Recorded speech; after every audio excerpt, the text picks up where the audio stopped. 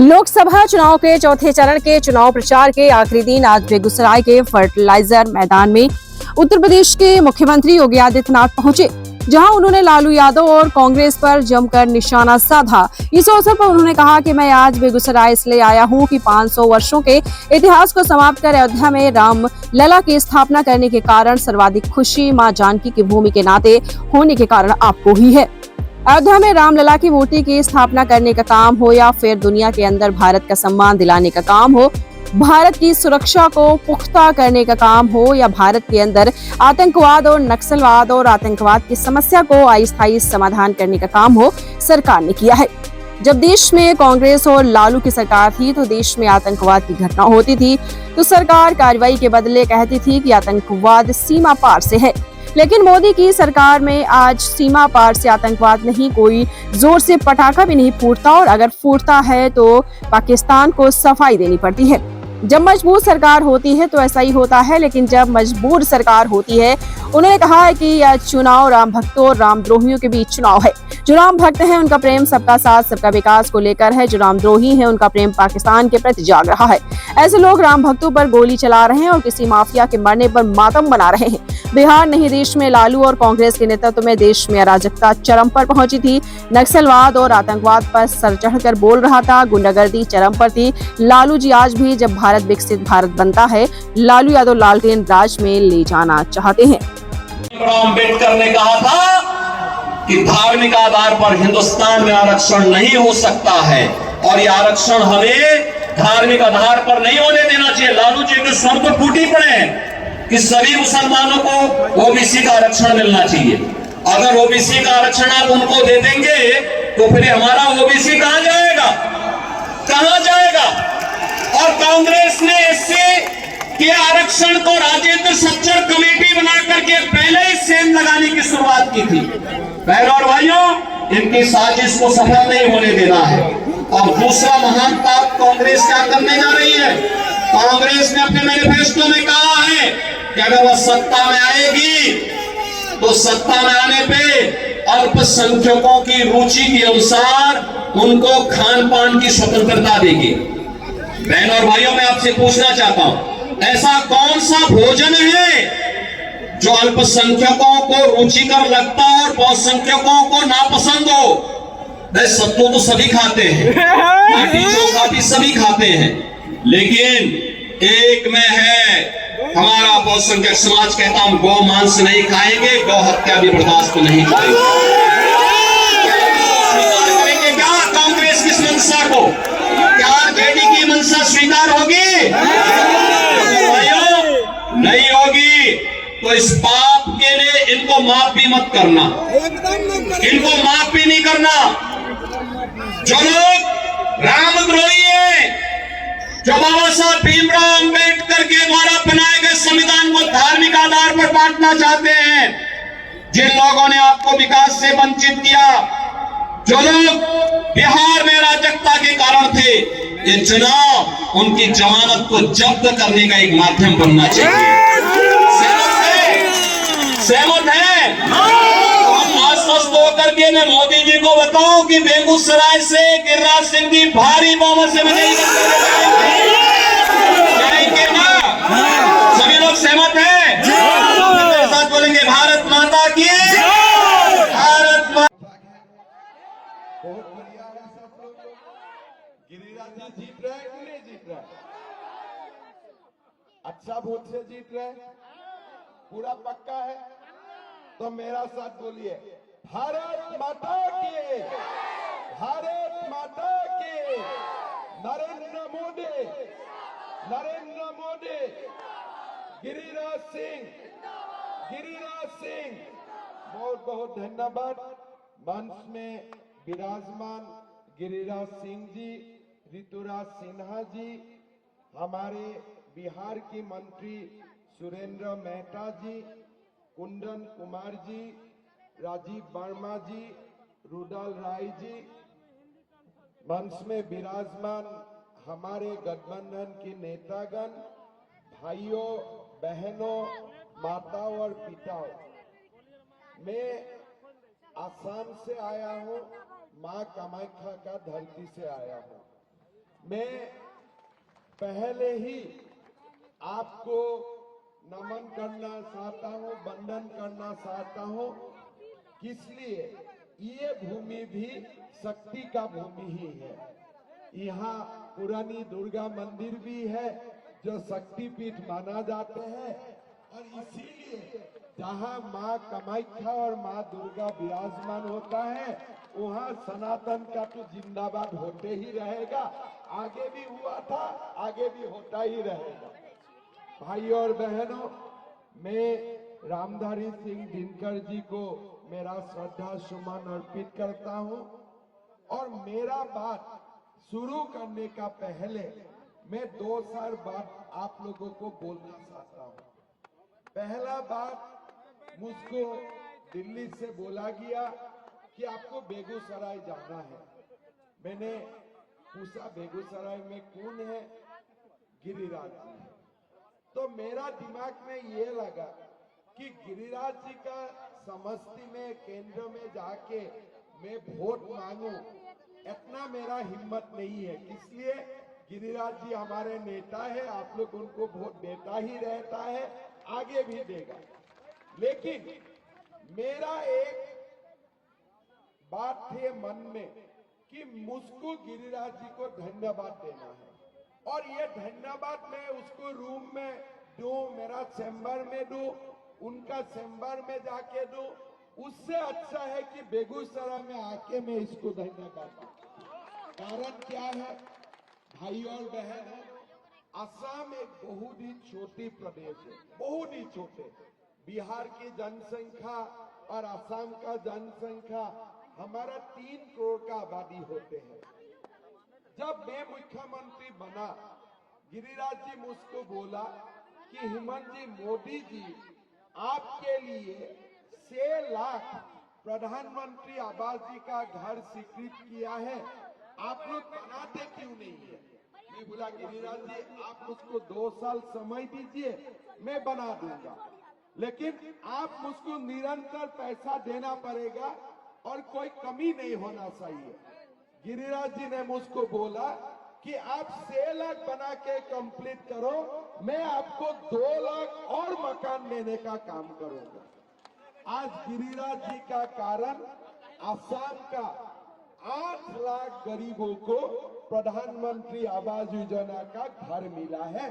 मैं इसको गिरिराज जी को यहाँ आके बेगूसराय आके पूरा असम वासियों का ओर से धन्यवाद देना चाहूंगा। कहानी उधारी खत्म नहीं होते हैं। गिरिराज जी मेरे चैम्बर में एक दिन आए थे, हम लोग दोनों गपशप कर रहे थे। मुझको उन्होंने पूछा कि आपका सेल्फ हेल्प ग्रुप में कितना माताई है? मैं बोला 40 लाख माता मेरा सेल्फ हेल्प ग्रुप का साथ इन्वॉल्व है। बोले एक काम कीजिए, ये सारा माताओं को आप लाखपति बनाइए, असम का जीडीपी बहुत ऊपर चला जाएगा।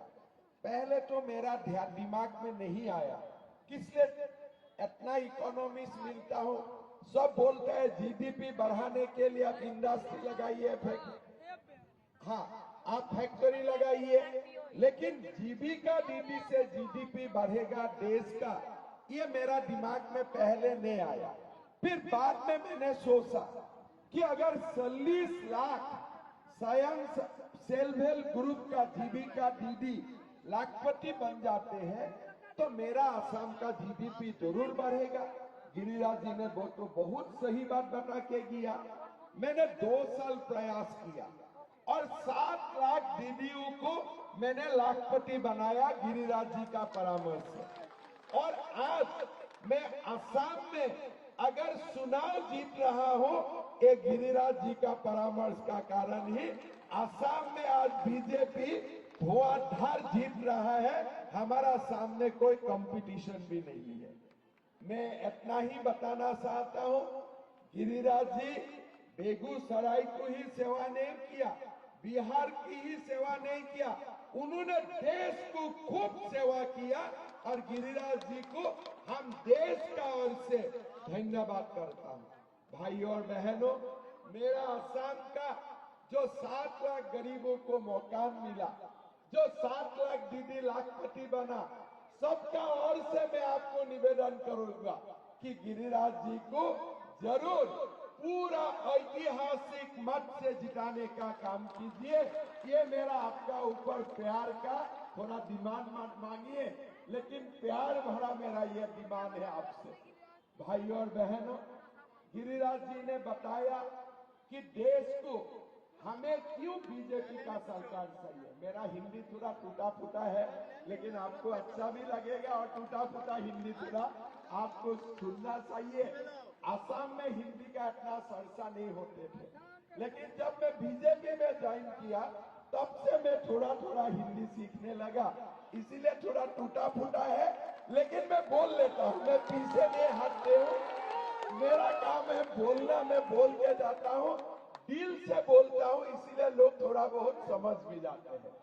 भाई और बहनों, अभी देश में चर्चा है कि मोदी जी को 400 सीट क्यों चाहिए। भाई और बहनों, हमें 400 सीट क्यों चाहिए, कल गिरिराज जी ने बताया 400 सीट क्यों चाहिए। लेकिन मैं आज एक बात बोलता हूं, हमारा देश में बहुत कुछ काम है और वो सारा काम करने के लिए हमें 400 सीट जरूर चाहिए। क्या काम है? राम मंदिर तो बन चुका है। राम मंदिर जाना है कि नहीं? दर्शन के लिए जाना है कि नहीं? अभी वो कांग्रेसी और लालू यादव नहीं पूछते हैं कि राम मंदिर का उद्घाटन कब होगा, दिन बताओ। अभी थोड़ा शर्माता है, अभी दिन नहीं पूछते हैं। इसलिए रामलाला प्रतिष्ठा हो गया है, लेकिन लालू यादव और राहुल गांधी रामलाला में नहीं जाएगा, रामलाला का दर्शन करने नहीं जाएगा। इसलिए पिछले जन्म में वो लोग इतना पाप किया है ना, इसलिए रामलाला भी उनको दर्शन नहीं देगा। लोग मुझको पूछते हैं कि रामलाला का प्राण प्रतिष्ठा का अनुष्ठान राहुल गांधी ने क्यों बहिष्कार किया। मैंने बोला वो लोग बहिष्कार नहीं किया, हम जो भी कुछ काम करता हूं उसका पूरा पूर्व जन्म का साथ कुछ ना कुछ लिंक रहता है। भगवान ने ही उसका बुद्धि भ्रष्ट कर दिया, इसलिए भगवान उसको दर्शन देने का मूड में है ही नहीं। भगवान इसको दर्शन देना ही नहीं चाहते हैं। इसीलिए रामलाला का मंदिर दर्शन करने क्या इस जीवन में लालू यादव और राहुल गांधी का सौभाग्य नहीं होगा। मैं ये गारंटी बोल सकता हूँ। मोदी जी का तो गारंटी है ही, लेकिन मेरा ये गारंटी है कि ये जीवन में राहुल गांधी और लालू यादव को कभी रामलाला का दर्शन का मौका नहीं मिलेगा। ये भी थोड़ा सा मेरा गारंटी है। भाई और बहनों, 400 सीट हमें क्यों चाहिए आप बताइए। पाक ऑक्युपाइड कश्मीर भारत में आ जाना चाहिए कि नहीं चाहिए, बताइए आप। होना चाहिए कि नहीं चाहिए? हमारा कश्मीर दो टुकड़ा होकर रहना चाहिए। ये हमारा जो कश्मीर पाकिस्तान में है वो भी भारत में किसी को नहीं किसी को लाना है। लाना है कि नहीं? लाना है कि नहीं? अभी तो राम जन्मभूमि बना है, कृष्ण जन्मभूमि भी बनना चाहिए कि नहीं? मथुरा में कृष्ण जन्मभूमि में ईदगाह होना चाहिए क्या? ईदगाह होना चाहिए क्या? हमारा काशी का बाबा विश्वनाथ मंदिर का साथ ज्ञानवापी मस्जिद होना चाहिए क्या? चाहिए क्या? हमारा देश में यूनिफॉर्म सिविल कोड आना चाहिए कि नहीं चाहिए? हमारा देश में यूनिफॉर्म सिविल कोड आचार संहिता हमारा आना चाहिए कि नहीं चाहिए? तो ये सब काम करने के लिए मोदी जी को 400 सीट चाहिए कि नहीं चाहिए? ये बेकार कांग्रेस लोग पूछते हैं मोदी जी को 400 सीट क्यों चाहिए। अरे बाबा, हमें पाक ऑक्युपाइड कश्मीर भी भारत में लाना है, कृष्ण जन्मभूमि भी बनाना है, हमें ज्ञानवापी मस्जिद का जगह में हमें काशी विश्वनाथ मंदिर भी भव्य और भव्य बनाना है। भाई, हमारा काम का बहुत लंबा लिस्ट है। नक्सलवादियों को तो भी खत्म करना चाहिए। कितना काम हमारा बाकी है। मोदी जी तो अभी काम शुरू किया है, अभी काम शुरू किया है, काम तो बहुत बाकी है। एक व्यक्ति को 3-3 शादी करना सही है क्या? एक व्यक्ति को 3-3 शादी करना सही है क्या? मैं आसाम में जब भी मुसलमान लोगों का बीच में जाता हूँ, मैं एक ही पूछता हूँ, यार हम एक ही संभाल ले सकता हूँ, तुम लोग 3-3 क्या शादी करने का कोशिश करते हो?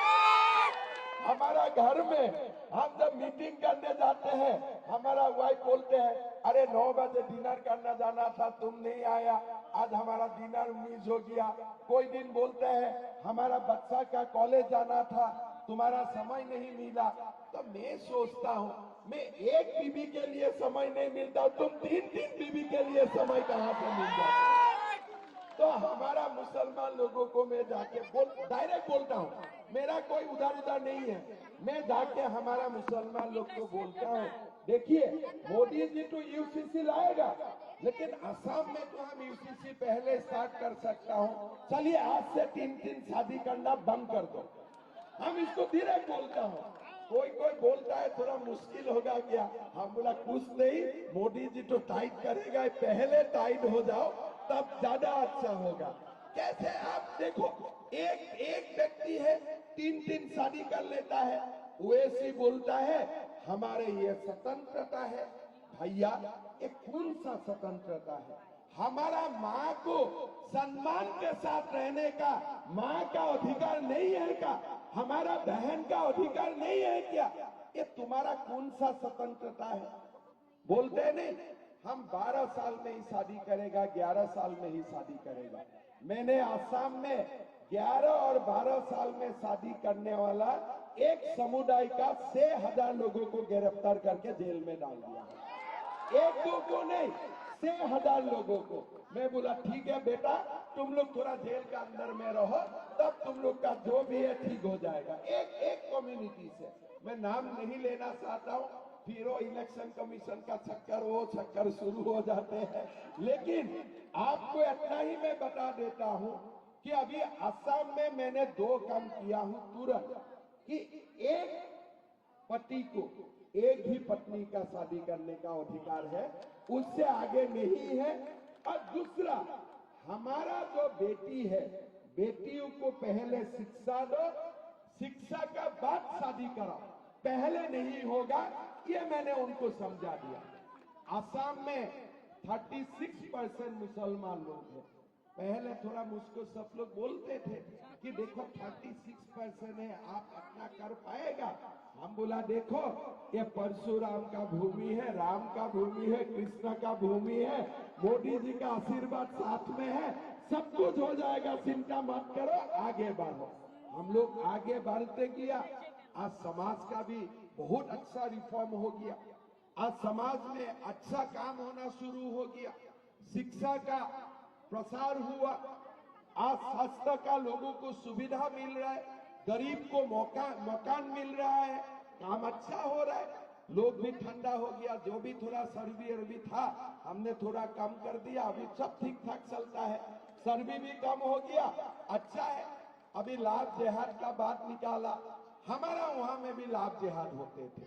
फेसबुक में नाम तो हिंदू का ले लेते हैं, शादी का बाद मालूम पड़ता है वो बेटा तो हिंदू नहीं है, शादी भी हो चुका है। अभी मैंने सबको बोला, देखो फेसबुक में अगर डुप्लीकेट नाम से कोई आप अकाउंट बनाएगा ना, आपका टांग तोड़ूंगा मैं, आपको टांग तोड़ दूंगा मैंने। आप फेसबुक में डुप्लीकेट नाम का इस्तेमाल मत करो। अगर दूध है तो दूध लिखो, पानी है तो पानी लिखो, लेकिन पानी को दूध मत लिखो, दूध को पानी मत लिखो, ये वाला काम मत करो। हम बोला नहीं तो तुम्हारा टांगे तोड़ दूंगा। ऐसा करके हमारा बेटियों को गुमराह करके ये शादी करना, लाभ जिहाद करना, ये सब काम नहीं होगा। भाइयों और बहनों, ये सब काम हमको बंद करना चाहिए।